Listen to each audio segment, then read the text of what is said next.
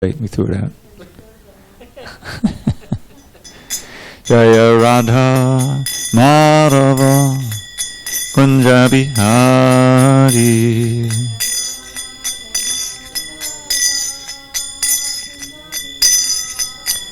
Jaya Radha Madhava Kunja Bihari.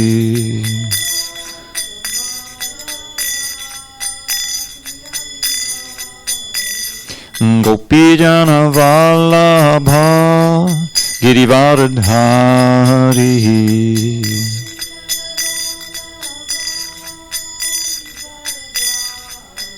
Jai Gopi Jana Vallabha Girivardhari.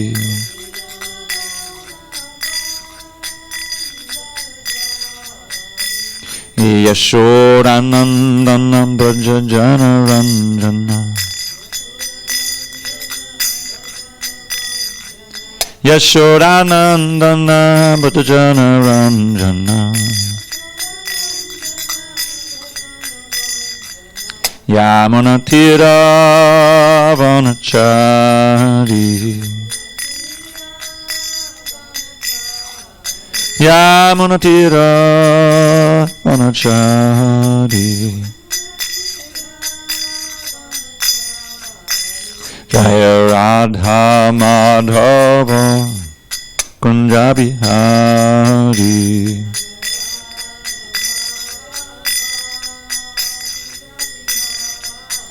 Jaya Radha Madhava Kunja Bihari.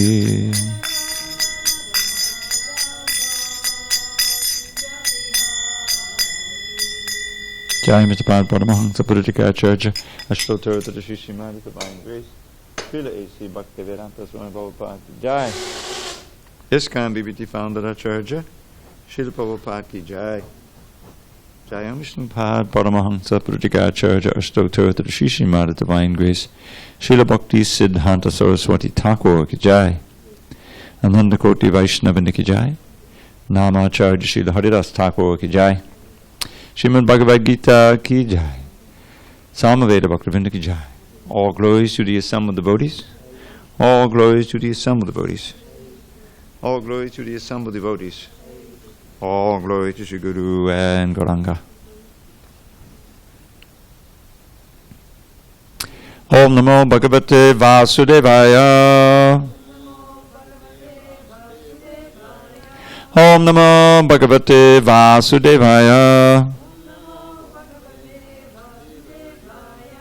Om Namo Bhagavate Vasudevaya.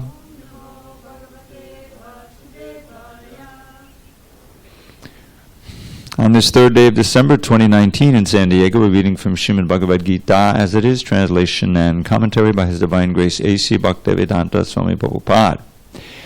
We are finishing chapter 7 today, entitled Knowledge of the Absolute. Text number 30 on page 342. Sadiputadi daivam mam Sadiyagyam chaye viduhu Payanakale pichamam Te vidu yukta chetasaha Sadiputadi daivam mam Sadiyagyam chaye viduhu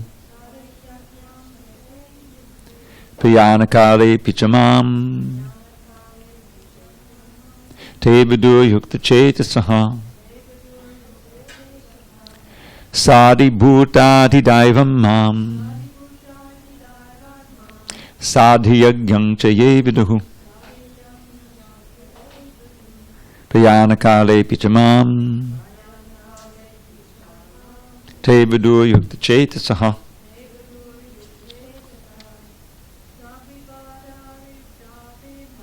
Sadibhutadi daivam mam Sadiyagyam chaye viduhu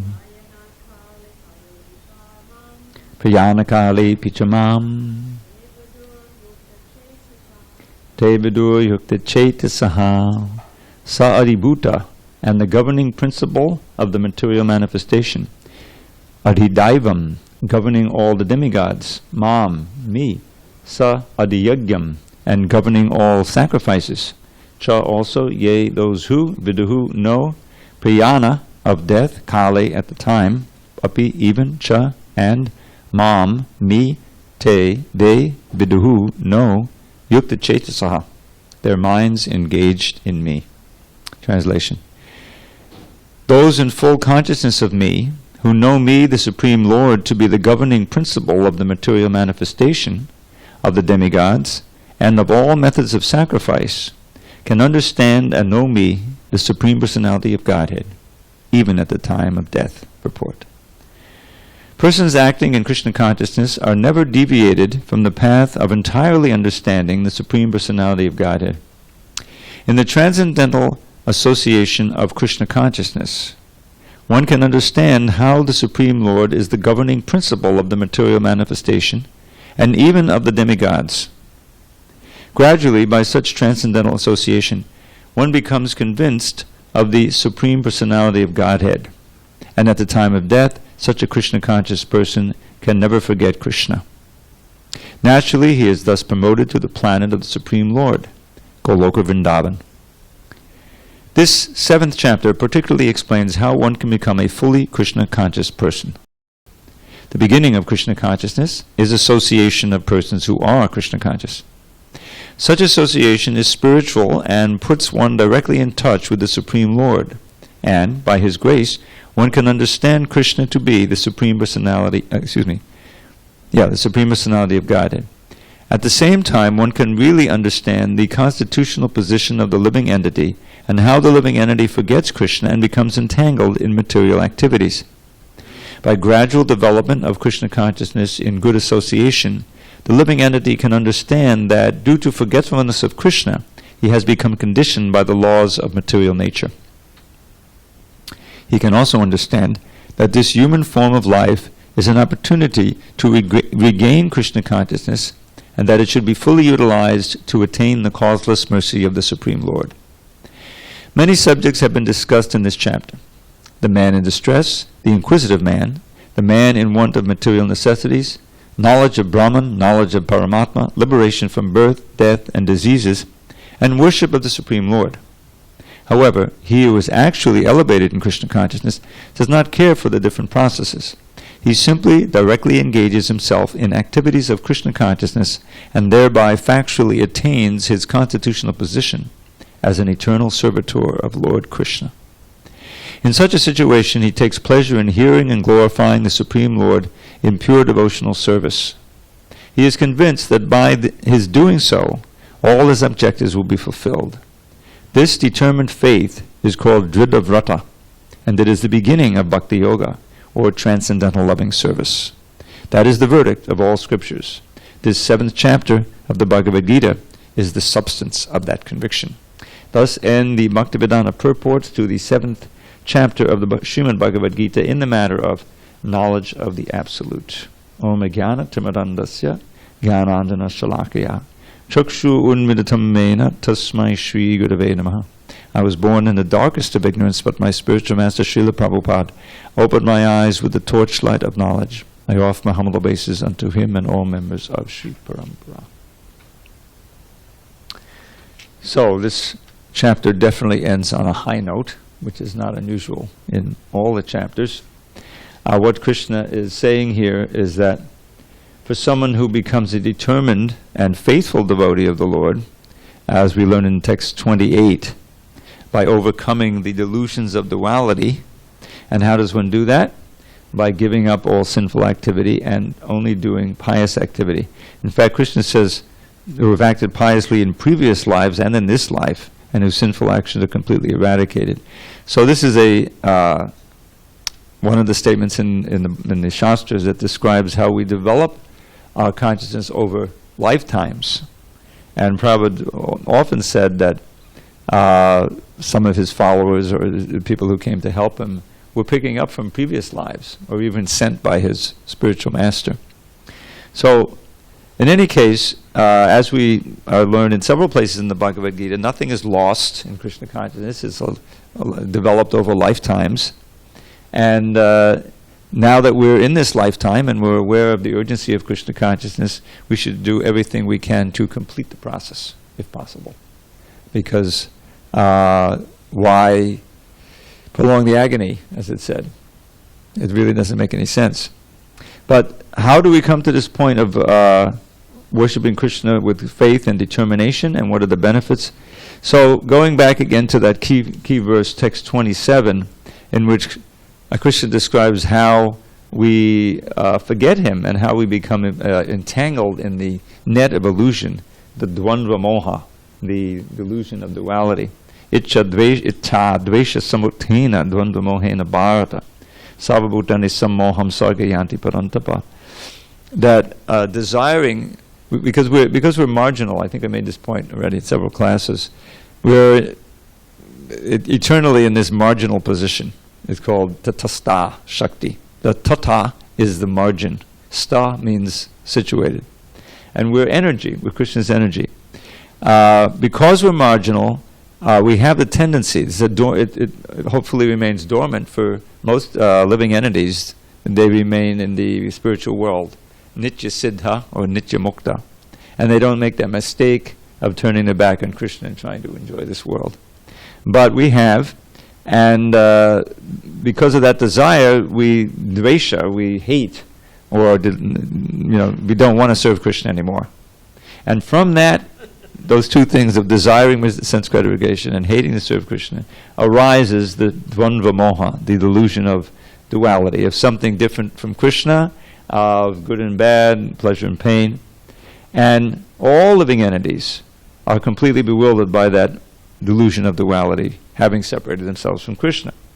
And we've been in this sarga. Sarga means the creation, or the material creation, since time immemorial. So how to get out of it, he describes in text 28, Yesham dvantakatam papam jananam punyakarmanam. In order to enter into bhakti, one has to become sinless, or at least minimize the sins greatly.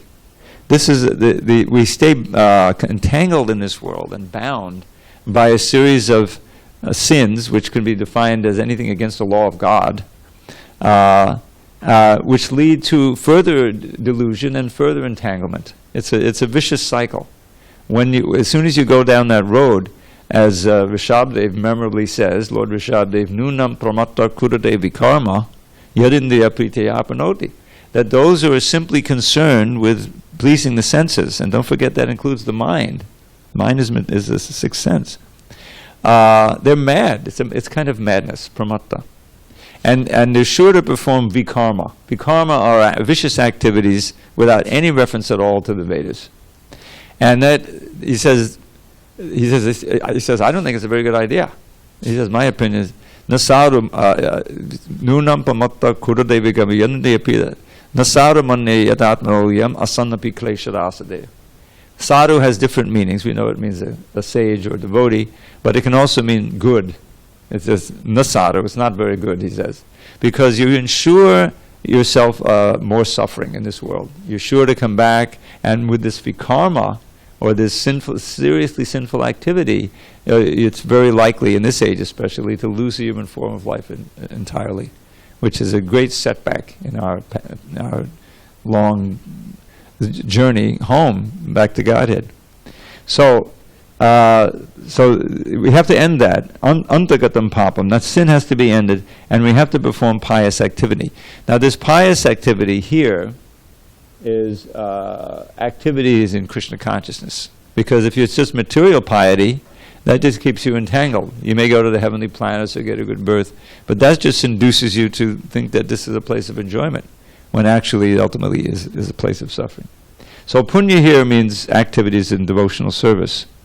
And by this two processes of giving up the things that stop our devotion and taking on the things that favor it, which are signs of surrender, one can be gradually freed of this bewilderment, which is this fog of illusion that's been keeping us bound here since time immemorial. Nirmukta, bewildered free of that, Bhajante Dravida. Bhajante Mam Dravida, Krishna says, one will worship me with firm faith. Now in this purport that we read, Srila Prabhupada refers to the definition of faith that Lord Chaitanya gave to Sanatana Goswami. Shraddha Shabde Vishwas Kohe Sudridha Nishchoy. Notice that Sudridha is the same word, Dridha Vrata, and Sudridha means very strong conviction.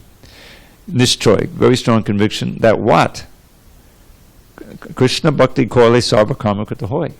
That just by the activities of devotional service to Krishna, all my aspirations will be fulfilled. In other words, it's not something that's going to be part of my life, it's going to be my life. That's the idea, if you really want to succeed. And that's the hallmark of firm faith, of real faith, is that you have such faith in Krishna that he will protect and he will maintain. Now, this concept of protection and maintenance, comes up in the next chapter. Is the next chapter? No, the 9th chapter, I'm sorry. Where Krishna is again criticizing the worship of the demigods, just as he does in this chapter. In the 9th chapter he has a longer criticism.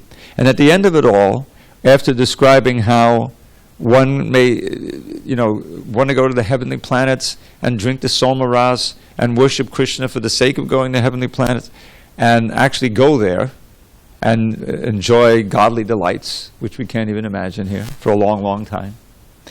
Tetam bhukpa swargalokam vishalam. Vishalam means very broad and wide and deep and variegated sensual pleasures, But that you're buying that, you've achieved that through material punya. Here this punya is a bhakti punya. But pious activities for the sake of material benefit. So that is used up at a certain point. Chine punya is used up. Milokam vishante. One returns here to the world of birth and death. And therefore Krishna's verdict is evam trahi dharman. Trahi dharman refers to the 3 Vedas that deal with, often have karma kanda things, formulas by which you can improve your material status. That's also in the Vedas. By just following that and not serving me purely, you just go and you come. You haven't really progressed back to Godhead. In fact, you've made a big detour into the heavenly planets. Now you got to come back to earth and try again. So what's the point? You see? Now the next verse, he deals with this idea of maintenance and protection, otherwise known as yoga and kshema. Yoga and kshema. Yoga here doesn't mean meditating. Yoga here means the things that you need to connect with in order to live in this world. Food, shelter, and kshema is your security. You may have enough food and shelter, but there's a Mongol army coming over the hill, you can't enjoy it. It doesn't make any difference. Without kshema, then your yoga doesn't count. So you have to have both, yoga and kshema. So Krishna says in the next verse, after he says, forget about worshiping the demigods, then he says, ananya chetaks,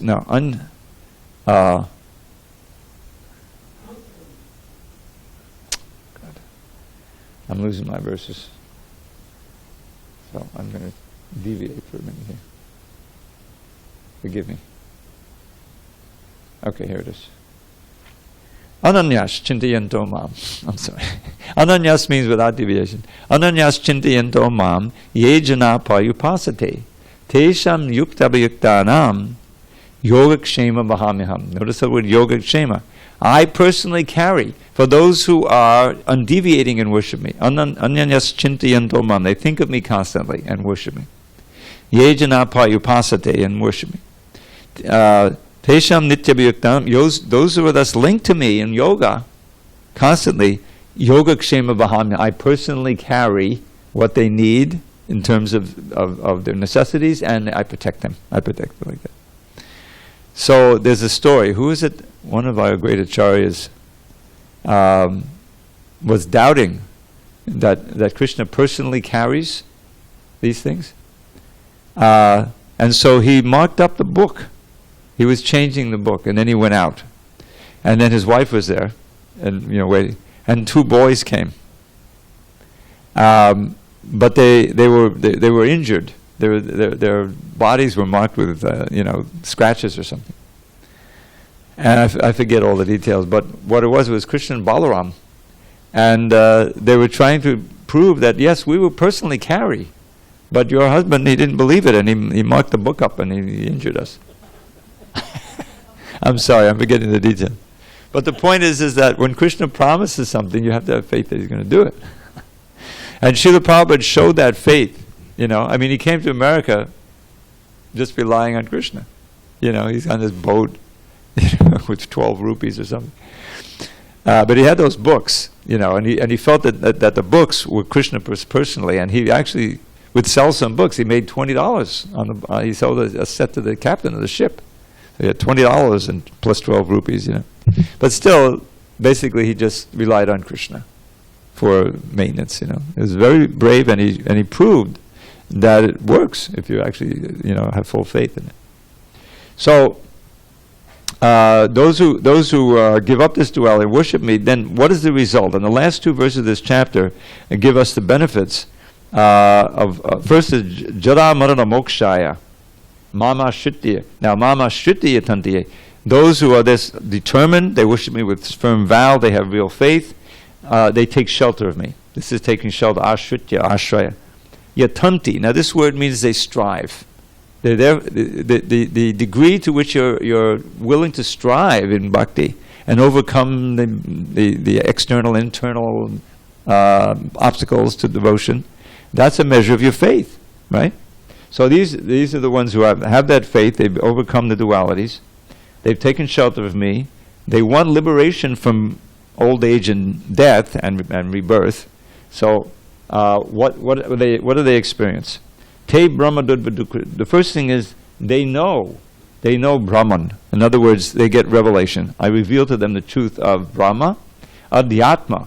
Now Adhyatma has different meanings. It says transcendental, and Krishna will describe that in the next verse, in the next chapter at the beginning. Arjuna says, well, what is that Adhyatma? What is the Brahma? What is karma? What is Adidaiva, Adiyagya, like that? That's the spirit, the soul. And karma, the activities, both and the results, karma and the result, how that works. Now in the verse we read today, there's these principles, adibhuta, along with adibhuta. And this calls to mind these threefold miseries. They're tied in. The miseries having to do with your own body and mind, the miseries having to do with other living entities, that are caused by other living entities, and the miseries that are caused by the daivas, that are caused by your destiny or by the demigods. In other words, the acts of God, they call them on the insurance policy. You're insured for everything except acts of God. If there's a big earthquake, we're not going to replace your house, So that's the principles here. Adibhuta, Adidaiva, and Adiyagya. You see the first line there? Sa Adibhuta, Adidaivam, the big word that none of us could pronounce here. Sa Adibhuta, Adidaivam. That's a combination of the words Adibhuta, Sa Adibhuta, and Adidaiva. So the Prabhupada has this governing principle. There's a governing principle. Ultimately, Krishna is behind everything. But there's a governing principle of how all of these bodies interact, right? I mean, this is a real source it's a source of life. You have to have association with others, right? But at the same time, it can be a big source of misery. Just like a marriage starts out with great hope. There's a big wedding, the wedding day, honeymoon, and everything. But so many marriages, they end across there's a lawyer, there's a table, and the two, right? I mean, unfortunately, that happens. So, at a certain point in that marriage, your partner, who on both sides, became the source of adibhautic miseries. Other people, other living entities. Plus, the insects, everything. I mean, it's just, and then Adidaiva, of course, that's so common, I mean, is it Adidaiva miseries? When the climate change and pouring in all of the carbon dioxide is warming everything up, and the jet stream is screwing up, and the whole country's in the deep freeze except for Southern California, and or is that adhyatmic? We're causing it ourselves. There's a real overlap, right? And then Adiyagya. Adiyagya is Krishna. He's the governing principle of all sacrifice, and he will describe that. So they know this. See, everything is on the basis of knowledge here. The whole chapter, knowledge of the Absolute. So he ends with this knowledge. They know, text 29, they know everything having to do with Atma and karma. the spirit and the action and reaction. They know the principle of governing principle of material manifestation, the governing principle of all demigods, and the governing principle of all sacrifices, which is Krishna himself. And then here's the big thing that they know. They know me at the time of death, and that's the whole game, the ball game right there. In other words, that's what we're trying to aim for. And this chapter 8, near the beginning, he will right near the beginning, after Krishna, Arjuna asks, "What are these things? What is the Adi Bhuta? What is the Adi Daiva? What is the Adi Yagya?" Just like we may be wondering, can you explain it? So Arjuna asks for us, what is that Brahma? What is that Adhyatma? What is karma? What is Adi Bhuta? What is Daiva? And how can one know you at the time of death? And then after answering the questions, Krishna in text 5 and 6, it's like the whole Bhagavad Gita is like focused, that's everything. At the time of death, one who remembers me comes to me. And then the general principle, whatever the dominant thought is you have at the time of death, that will determine your next birth. You see? And so, of course, as Prabhupada explains in the purport, what you do between now and when you die will determine what that final thought is. So we have, human beings have that higher intelligence by which we can decide to do certain things and see and read and hear and talk and form our consciousness in such a way that we'll have a good chance of remembering Krishna. So again and again he's coming back to the principle of the devotional service. So that's about, so Prabhupada kind of winds up, summarizes the chapter. And as he doesn't say here, I think maybe he leaves that for in the 12th chapter, but he describes how these middle six chapters, beginning with chapter 7, there's 18 chapters, the middle six chapters, 7 through 12, are the essence of the Gita. That this is really where all the substance, they're all important chapters, but these chapters, beginning with chapter 7, really provide a complete lesson of Bhakti Yoga that we're looking for. So, and he goes through the need of good association, and then his subjects, he's kind of summarizing some of the points. Who approaches Krishna, who doesn't, right? He says, Daivayesha Gunamayi, this material energy I just described to you. You remember earth, water, fire, air, ether, that's it there. He's defining what our environment. This is the lower energy, then there's the higher energy. And these energies are working according to the modes of nature, and they're binding everybody.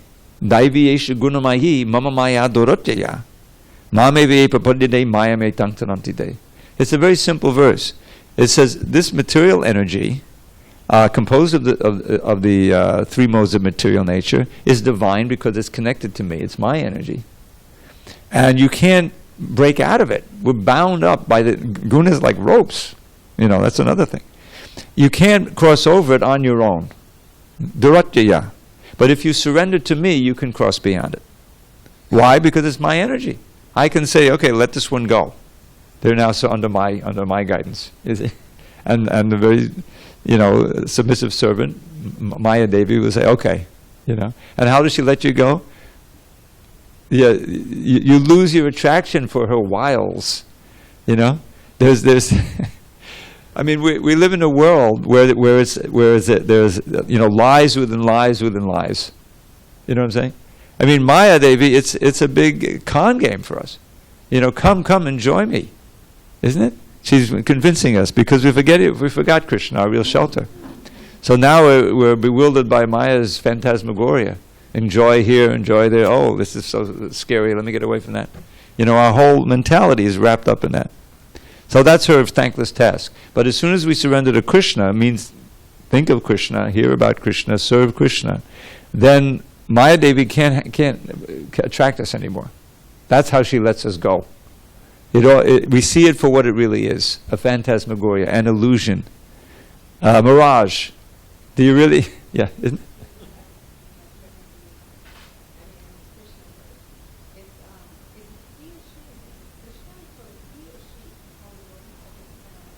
I'm sorry, I'm not getting you. Maya's a she.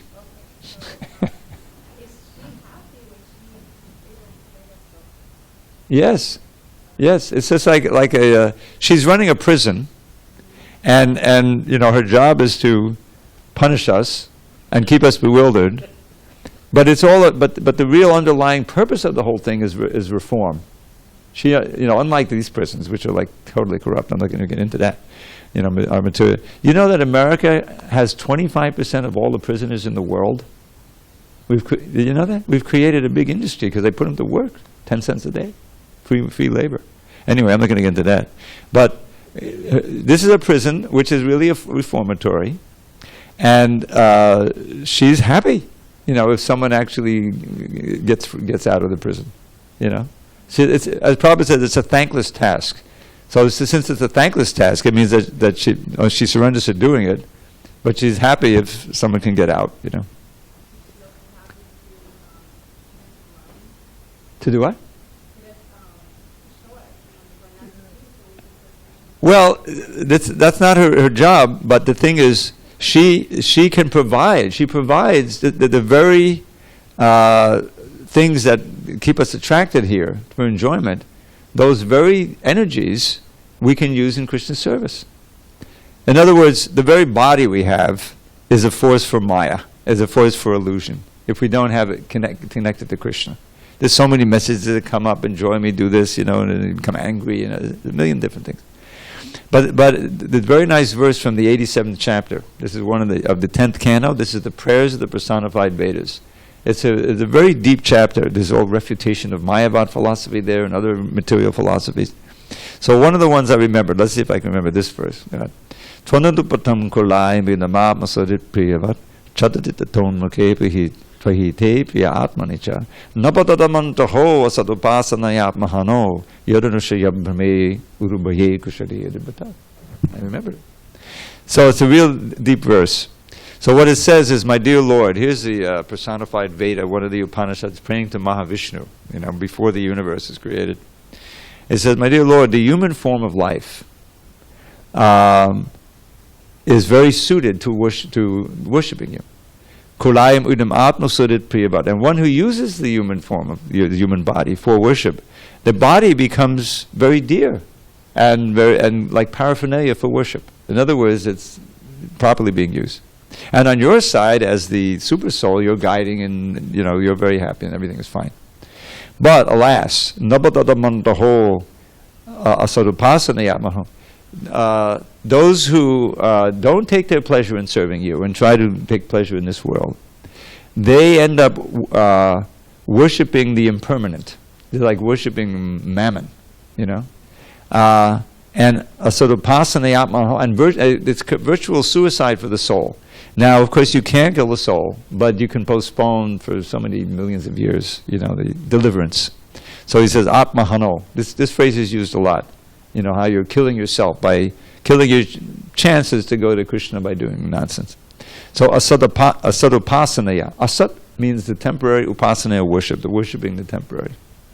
And then what's the result? Yadanushaya brahme, in the efforts to fulfill these unfulfillable desires in the material energy, that unfortunate soul wanders in this world and getting all kinds of fearful bodies that, non-human bodies.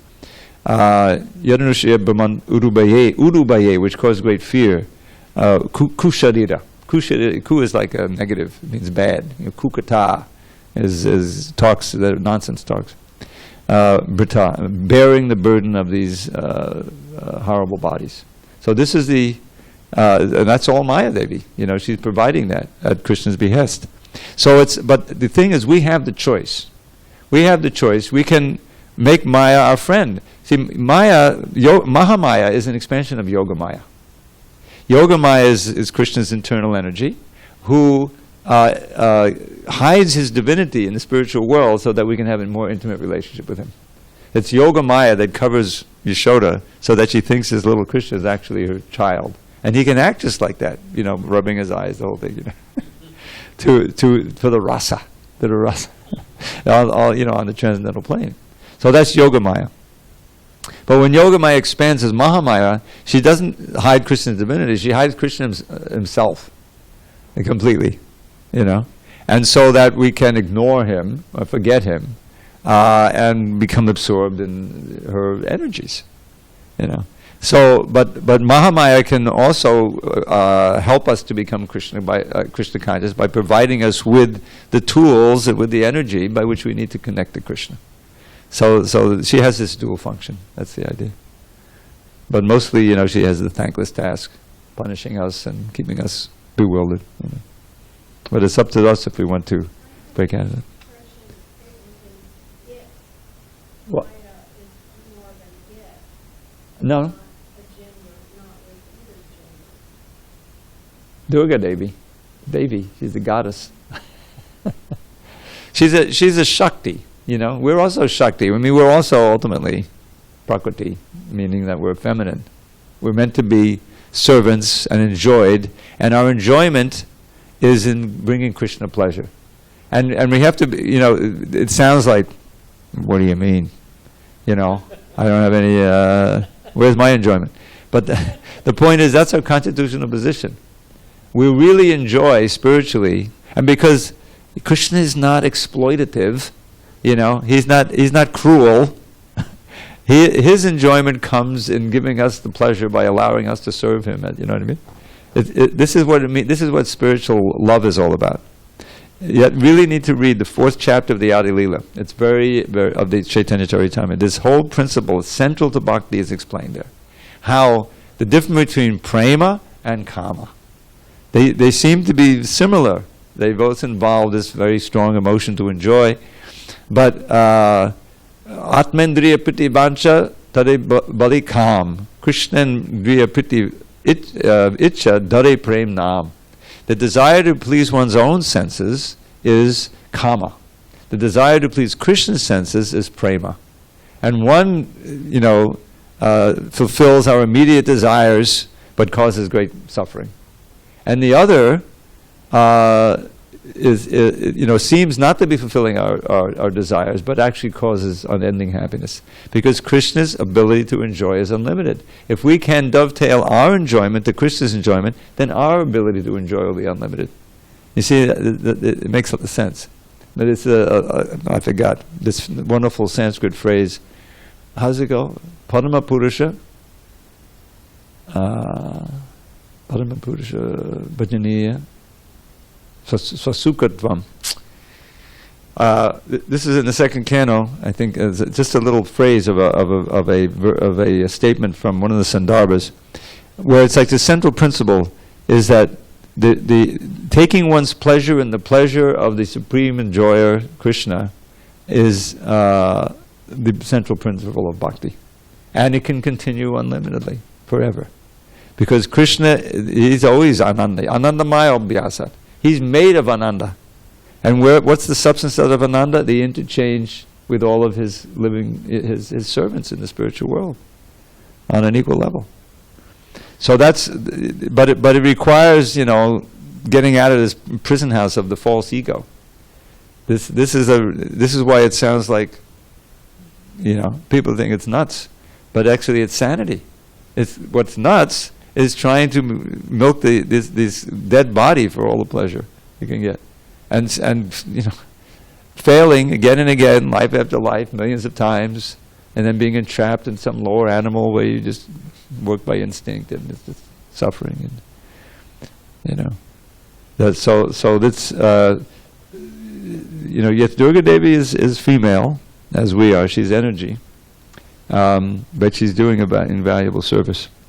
All right, let's start this next chapter. We can maybe read Arjun's questions, and then we get some of the answers beginning tomorrow.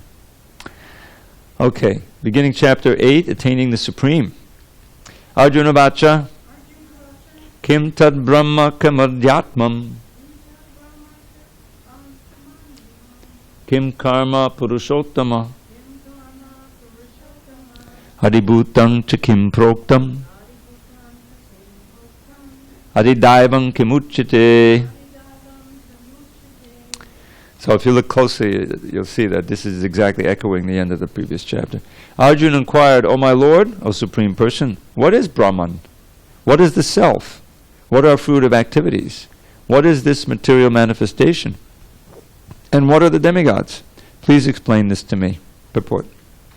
In this chapter, Lord Krishna answers different questions from Arjuna. beginning with what is Brahman.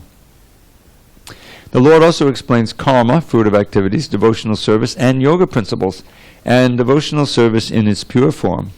The Srimad Bhagavatam explains that the Supreme Absolute Truth is known as Brahman, Paramatma, and Bhagavad. In addition, the living entity, the individual soul, is also called Brahman.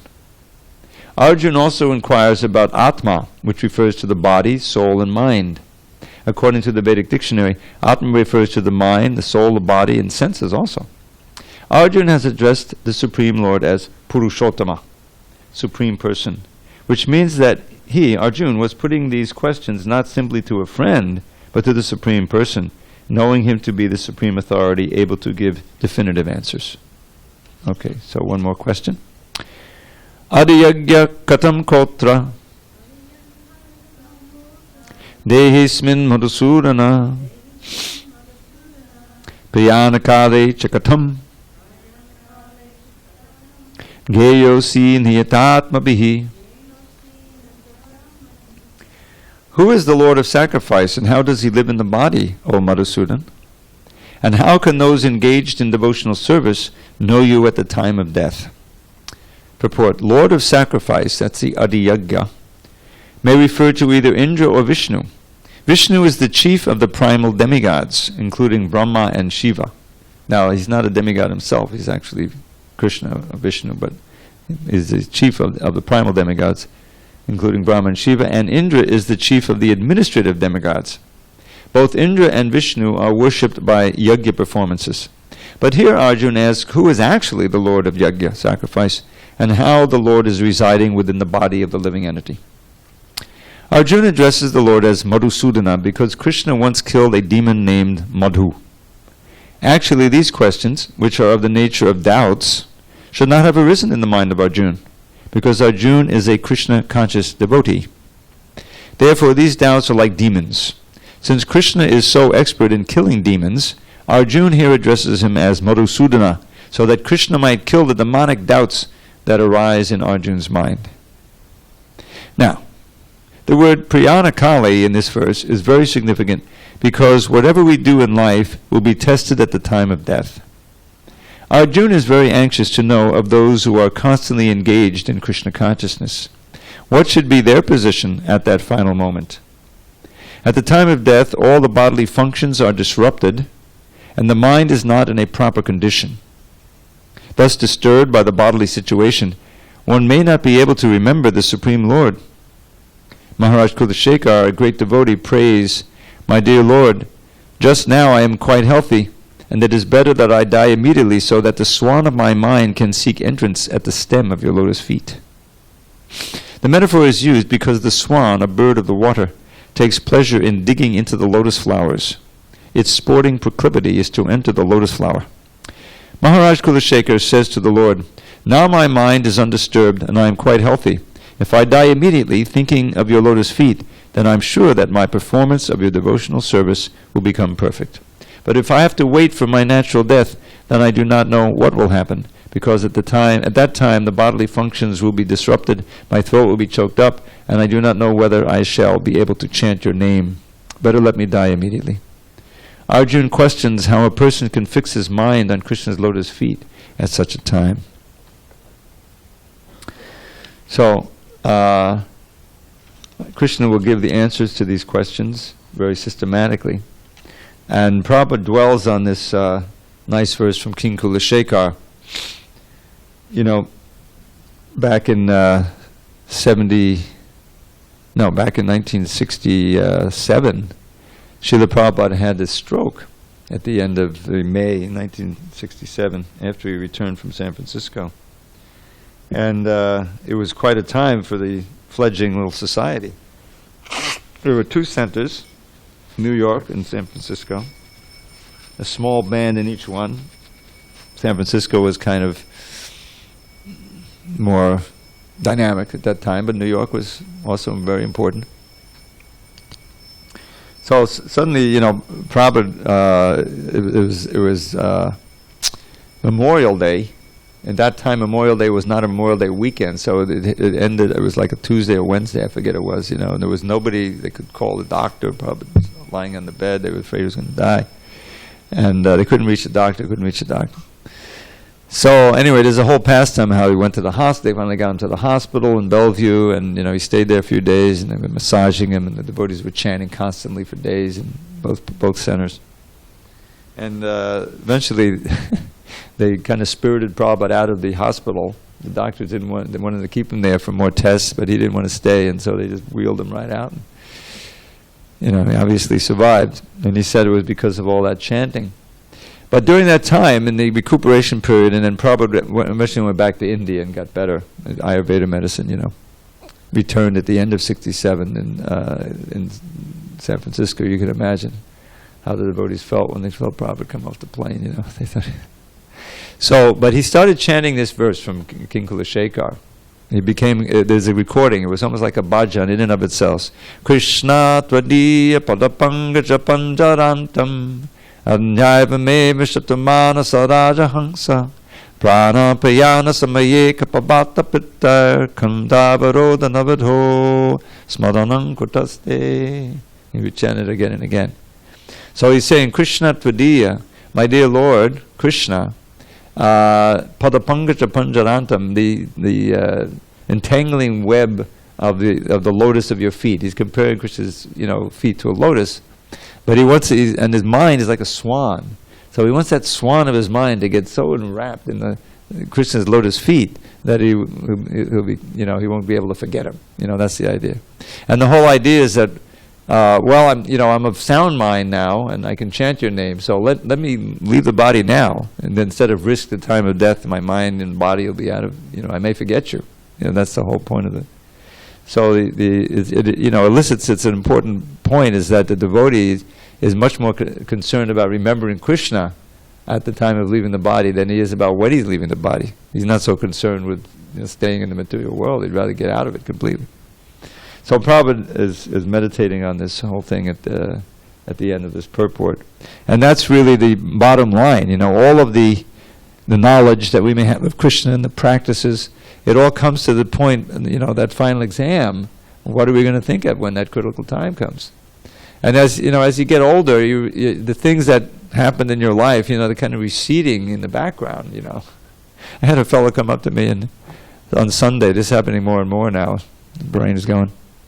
And he was telling me about this incident, that happened, and he had given me this song on a thumb drive. He had somehow gotten it off of a cassette, and he turned it into a thing. He gave it to me, and it was for Sam. And for the life of me, I couldn't remember any of this. I thought, does he have the right person here? Because I could not remember a thing about it. Eventually, he asked Balaram if he could help, recall. And he said, "Oh, that's Hasya. Hasya Grami." You remember Hasya Grami? So the whole thing, his name had been Sam, Bhakta Sam, and all, it was like a few years ago, 4 or 5 years. But somehow he was really eager to get me that song again. I said, well, bring it on, he'll come again Sunday maybe. But that was recent. I mean, so many things happen in your life, even in your devotional life, And you look back and say, all those things that were so important to me at that time, you got absorbed in it, and you think this is such a critical thing, and you realize it doesn't make any difference at all, Like I keep abreast of the news, and it seems to be so foreboding, But I realize it's always been like that, I mean, the war in Vietnam, and then other wars, and Nixon, and this and that, and the economy, and what's happening, and oh my God, And I realize that's just a whole bunch of static. It's all gone now. It doesn't mean anything. Does it really mean, all the things we took for so important in our previous life? Let's assume we were human beings. Okay, here we are as devotees. We're probably human beings. So what's the big deal now? The liaisons, the economy, some disease you had. At the time, it's like life and death. But you realize it's all illusion. It's part of Maya's trick. What really counts is connecting them back to Krishna and trying to remember him even in the greatest difficulty, especially at the time of death. That's what we should be concerned about. That's what a young person should be concerned about, even maybe have so many years in front of him. What to speak of someone who's older, who's going to get. So that's Krishna's coming back, and this is a theme, obviously, in Bhagavad Gita. And here, Prayana Kali means the end time, the time of the end of it. That's the whole point. And Prabhupada, sometimes I like to read just these verses 5, 6, and 7, which are like a little lesson in themselves. You'll find in the Bhagavatam, there's often little self-contained lessons, and you'll find 5, 6, and 7 form a whole lesson in and of itself, ending with tasmat, which is therefore. Those who remember me at the time of death, they will come to me. There's no doubt about it. And whatever you remember at the time of death, that will be your destiny, O Arjuna. Therefore, always remember me and fight. Always remember me and do your job, whatever it may be. Then with your mind and intelligence fixed on me, certainly you will come to me. QED, that's it. That's it, we're finished with the Gita. I mean, it's then, there's more to understand, but it all comes back to that in the end. At the beginning of the second canto, there's another little lesson, the same idea, where Parikshit is asking, what should one think about and do? Because he's facing death, 7 days for sure, What should you hear? And so Sukadev has a little summary. Well, this very good question, thank you. Excellent question. Those who ask this question, those who hear the answer are benefited. But, those who don't have any vision of the eternity and God, they have millions of things to hear. They have no vision or interest in Atma Tattva, the truth of the soul. What are they busy doing at night? Just sleeping, having sex, daytime, running around, making money, on the weekend, spending it to support the family. And then they have all of these fallible soldiers, the body and the wife and the kids and the extended family and the bank account, insurance policies, got it all. I got it covered, right? But they're all fallible soldiers. They can't help you, And all you see, that these have, in your lifetime, as you go older, people die, your grandmother, this and that. People, you've seen that they, pass away. Nobody gets out alive. So even though seeing, you don't see. You don't know anything else. So you take shelter. These fallible soldiers. So therefore, he says, tasmat bharata sarvatma bhagavan ishvara shrotavya kirtitavyascha smartavya chechitabhayam. If you want fearlessness, for those who want fearlessness, abhayam, at the time of death, here's the formula. That you always hear about, chant about, and remember Bhagavan, Ishvara Hari, who's the supreme controller, Hari. And then you can, and then, the money quote at the end, he says, Etavan Sankhya Yoga Gyam Swadama Parinishthaya Janmalab